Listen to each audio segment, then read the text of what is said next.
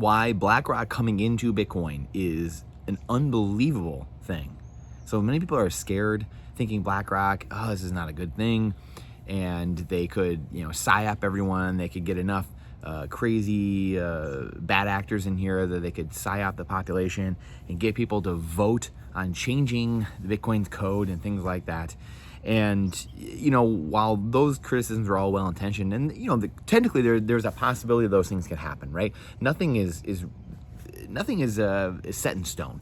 But the big thing that BlackRock, what people are going to understand, what BlackRock is going to find out, which they probably already know, and what many of these other entities are going to find out, like the FTX, is that you cannot go in and try to short and manipulate the market in a market sense, right? The only way you could really take out Bitcoin is if an asteroid hits the Earth, like a solar flare, just destroys the entire Earth or something like that.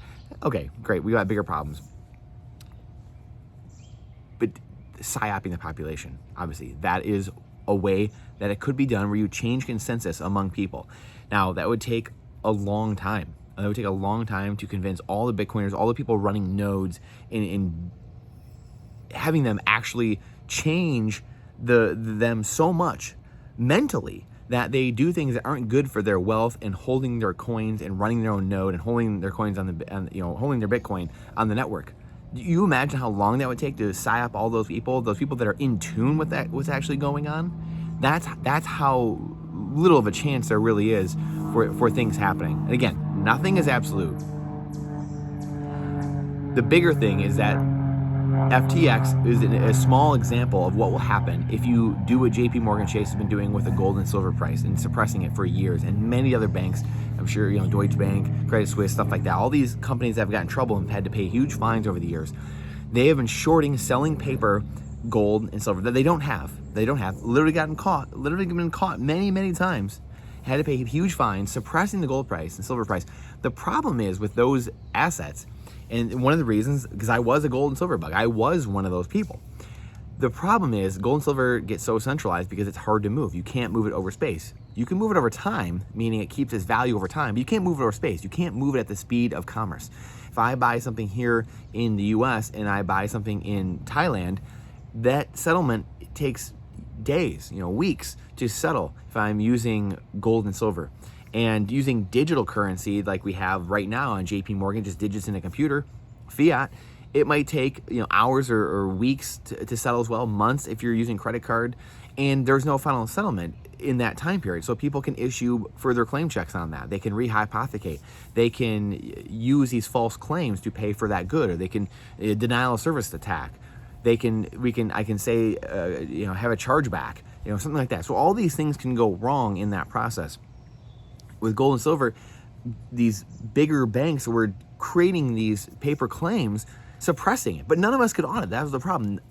None of us could audit what was going on with gold and silver because it got centralized, because the problem of gold and silver being honeypotted, because you can't move it over space, and that final settlement takes so long. It created this incentive for people who held the gold and silver to create more claim checks on it, to rehypothecate. And naturally, the banks and the governments are the ones that started accumulating and having all that over the years, because people had to trust them because they were the only entities that had the ability, had the weaponry, the security in order to trust it. It was the only form we had. We had people we could vote in and out with government. So it was the best solution we had.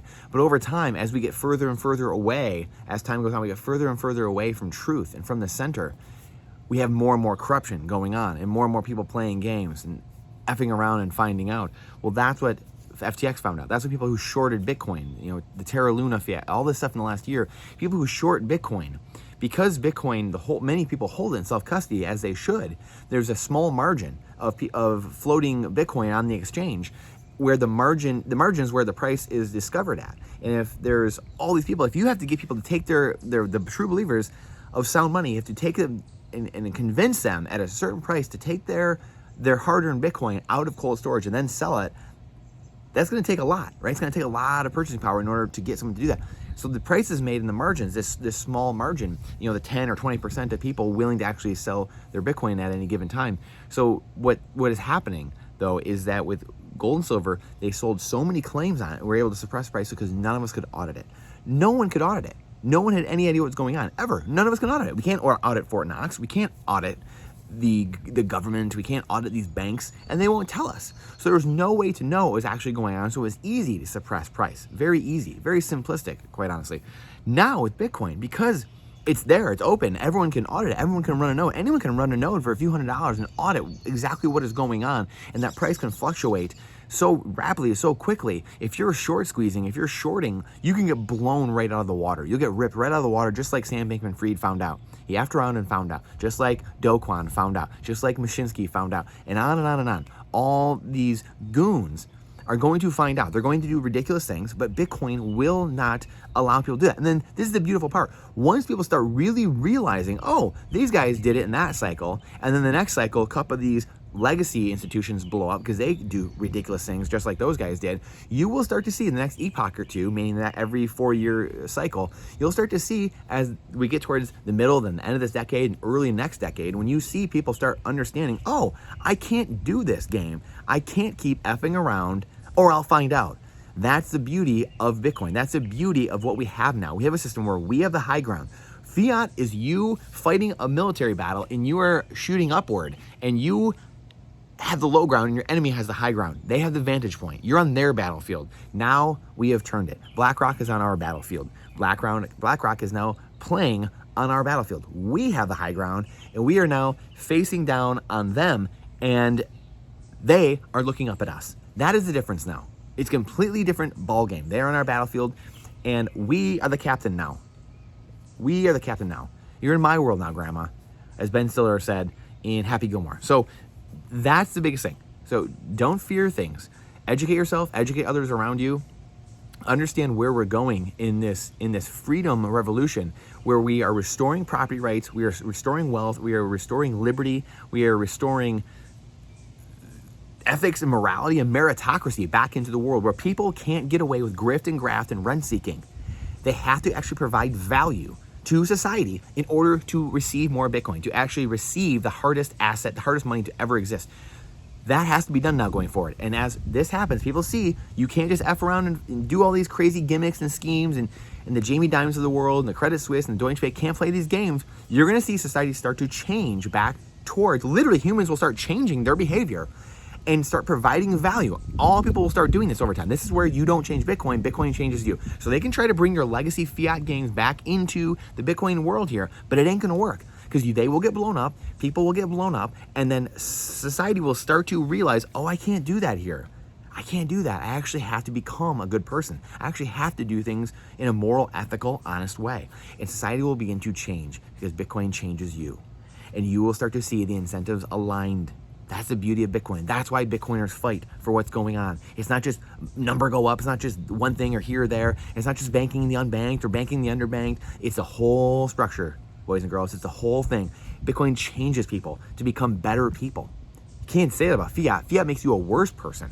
Literally makes you a worse person. Fighting, polarization, division, hate, cheaper and cheaper products. Apple creating products that literally deteriorate purposely. You have to go buy more because they have to make their bottom line look good. They have to make their 90-day quarterly earning call look good to their investors. That's the world we live in now with fiat. Now with Bitcoin, if you provide a good and a service, you want it to last a long time, because the people are going to find and look for the things that are the best value, that last the longest, that they perform the best, they're the most effective, because that's who will get the Bitcoin.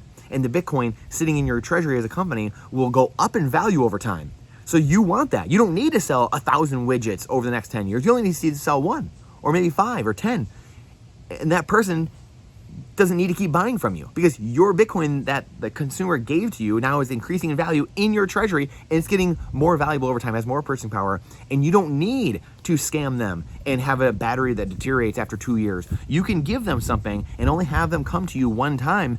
And if you sell to all 8 billion people in the world, now you have all that Bitcoin in your treasury, and now you are capturing and accumulating that wealth, that purchasing power going up over time in infinitum. That's that's it. That's the game. That's the story.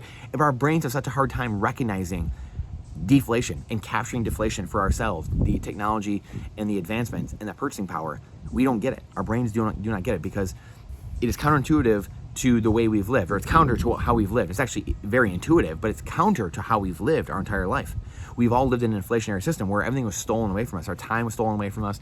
Time didn't make any sense to us. Our wealth was stolen away from us slowly, the frog in the boiling pot. 2% inflation a year, 2% of your assets and your time, your energy, and your wealth being stolen every year. Now we have something that flips the game on its head. We have the high ground now. The rent seekers and the grifters have to change or they will be obliterated. Please share this out. This might be one of the most important videos I've ever done, to be quite honest. So please share this out. The algorithm hates truth, hates stuff like this, hates stuff like this. It's not financial advice, it's freedom advice. Question everything with boldness, even the existence of God himself. Even what I'm saying, please do your own research. DYOR, do your own research. Look into what I'm saying. Look at my other videos. Go look at other people that are doing content in blogs and YouTube, on Twitter Spaces. Go check out what people are doing, what they are saying, how they are working. I think it's going to blow you away. I think it's going to change your world forever and your family's world. I know it is. So all things are good for Bitcoin. All roads lead to Bitcoin. So come on in, BlackRock. You're on our battlefield now, if I could speak. I appreciate you, and I look forward to seeing you on the next one.